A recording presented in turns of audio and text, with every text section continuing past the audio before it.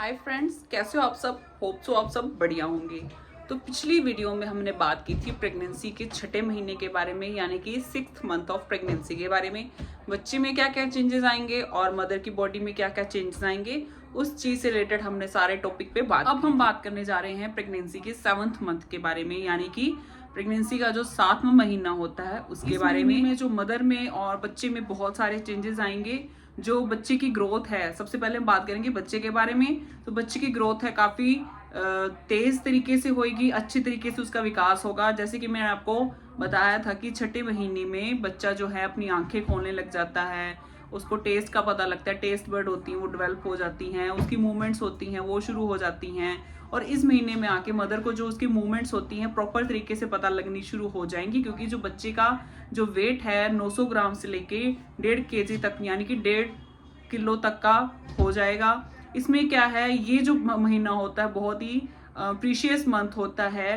कई लेडीज में जो कोई प्रीटर्म लेबर की दिक्कत आ जाती है तो इस मंथ में बहुत ही ज्यादा केयर करनी पड़ती है। अगर प्रीटर्म लेबर हो भी जाता है, प्रीटर्म डिलीवरी भी हो जाती है, तो बच्चा जो है सरवाइव कर जाता है, क्योंकि जो एनआईसीयू के जो केयर होती है बच्चे के लिए जो जरूरी होती है वो सारी उसको दे दी जाती है एनआईसीयू में। तो वो बच्चा जो है धीरे धीरे रिकवरी स्टेज में आ जाता है, रिकवर कर जाता है। बट फिर भी अगर आपको लगे कि ऐसा कुछ होने वाला है, प्रीटर्म लेबर है वो शुरू हो गए हैं, तो फिर भी ये जो टाइम है, जितना टाइम हो सके आप जो बच्चा है वो मदर के वोम में रहे, तो इस चीज को आप कंफर्म करें। अपनी जो डॉक्टर है उनसे सलाह लें।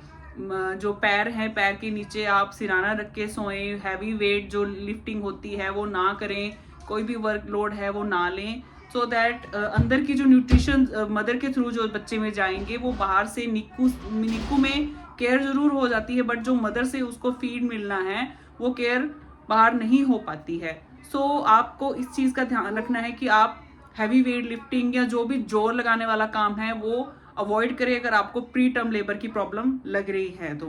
अब जो बच्चे का जो हम फिजिकली बात करें तो उसका जो ब्रेन है वो अच्छे से डेवलप हो गया होता है, उसका न्यूरो सिस्टम होता है वो अच्छे से डेवलप, और उसकी आंखें जो है अच्छे से रिस्पॉन्स करती है, रोशनी की तरफ रिस्पॉन्स करती है, अंधेरे का उसको पता लगता है, वो टेस्ट कर पाता है। जैसे मैंने आपको बताया था 6th मंथ में ही जो टेस्ट बर्ड होती है वो डेवलप हो जाती हैं, उसकी हियरिंग कैपेसिटी अच्छी होने लगती है।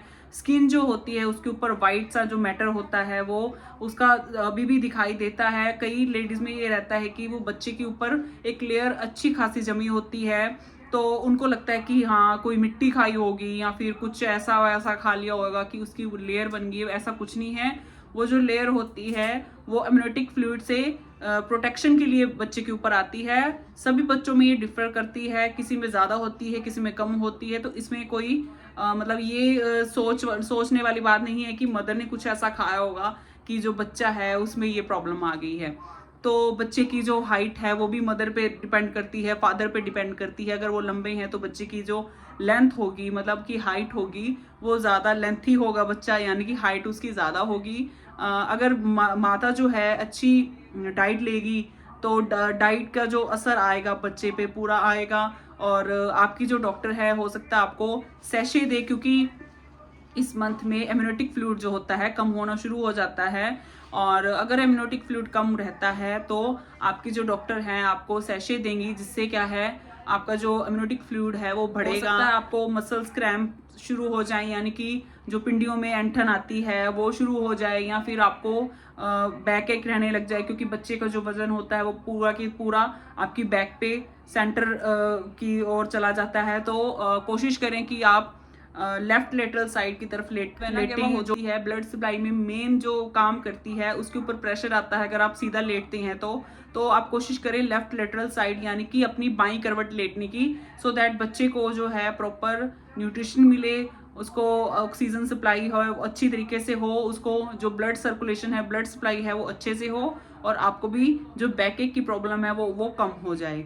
और आपका जो वेट है वो अभी भी धीरे धीरे गेन। लेडीज में ये प्रॉब्लम रह सकती है कि उनके हाथों में या पैरों में जो है स्वेलिंग आए, और हो सकता है बीपी उनका है फ्लक्चुएट हो। तो आपको इस चीज का ध्यान रखना है कि आपका बीपी रेगुलर आप चेक करवाते रहें। अगर आपका बीपी बढ़ता है तो आप प्री एक्लेम्पशिया में जा सकती हैं। तो रेगुलर चेकअप करवाते रहें, डॉक्टर की सलाह रहते रहें, और घी नमक वगैरह आपको थोड़ा अवॉइड करना है। अगर आपका बीपी ज़्यादा बढ़ता है तो आप ना ही लें तो बढ़िया है। ये सब चीज़ें जैसे कि कोई भी नमकीन चीज़ होगी या फिर ऑयली फूड हो गया वो ना लें, और जंक फूड तो बिल्कुल ही अवॉइड करें। और अगर आपके हाथों पैरों में सूजन आती है तो आपको जैसे लेटते हैं आप, तो उसके पैरों के नीचे आप तकिए लगा के सो सकते हैं। वर्किंग लेडी है उनमें भी ये प्रॉब्लम रह सकती है, क्योंकि उनमें जो पैर है वो लटका के बैठती हैं ज़्यादा टाइम, तो उनमें भी ये प्रॉब्लम आ सकती है। तो आप गर्म पानी का, जैसे गर्म पानी का टब भर लें, उसमें थोड़ा सा नमक डाल लें, तो उसमें थोड़ी देर आप पैर डिप करके रख सकती हैं, उससे भी आपको आराम आएगा।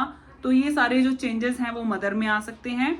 जरूरी नहीं है कि सभी में ये आए, सबकी बॉडी अलग अलग होती है, अलग अलग रिएक्ट करती है हर चीज़ में। तो मदर में ये जो चेंजेस हैं आने वाले, तो वो सब में सेम नहीं होंगे, किसी में कुछ होगा, किसी में कुछ प्रॉब्लम आएगी।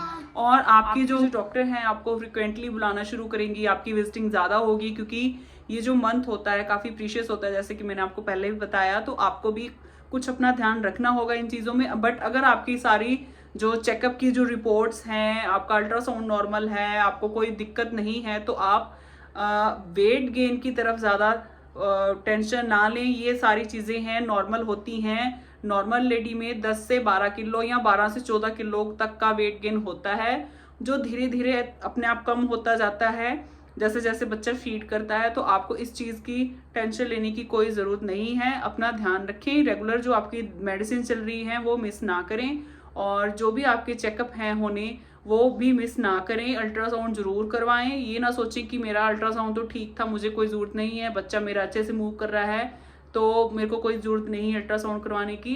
कभी कभी एमनियोटिक फ्लूइड देखने के लिए या फिर कुछ और कोई प्रॉब्लम आपको ना हो तो उसका अल्ट्रासाउंड होना ज़रूरी होता है। कभी कभी प्रीटर्म लेबर जो होती है एकदम से स्टार्ट हो जाती हैं, तो उससे पहले आपको एक अल्ट्रासाउंड जरूरी होता है। फिर आपको एकदम से अल्ट्रासाउंड के लिए उधर भागना पड़ेगा, फिर आपको डिलीवरी के लिए जाना पड़ेगा। तो उससे पहले आप एक अल्ट्रासाउंड जरूर करवा के रखें। आपको प्रीटर्म की दिक्कत लग भी रही है, आपकी जो डॉक्टर हैं उनको, तो आपको इंजेक्शंस लगेंगे, मेडिसिन दी जाएगी, सो दैट बच्चे के जो लंग्स होते हैं वो अच्छे से मैच्योर हो जाएं, सांस लेने के काबिल हो जाएं, सो दैट उसको दिक्कत ना आए बच्चे को। तो ये सारी प्रॉब्लम्स और जो भी चेंजेस आने थे 7th मंथ में, इस टॉपिक के बारे में हमने बात की थी। नेक्स्ट वीडियो में हम बात करेंगे प्रेगनेंसी का जो 8th मंथ होगा वो कैसा जाता है। और अगर आपके कोई क्वेश्चन रहते हैं तो आप मुझे कमेंट बॉक्स में ज़रूर पूछ सकते हैं। और अगर आपने मेरे चैनल को सब्सक्राइब नहीं किया है तो मेरे चैनल को सब्सक्राइब ज़रूर करें, और नोटिफिकेशन आइकन को ज़रूर दबाएं, बेल को ज़रूर दबाएं, सो दैट आपके पास मेरी हर वीडियो की नोटिफिकेशन आती रहे।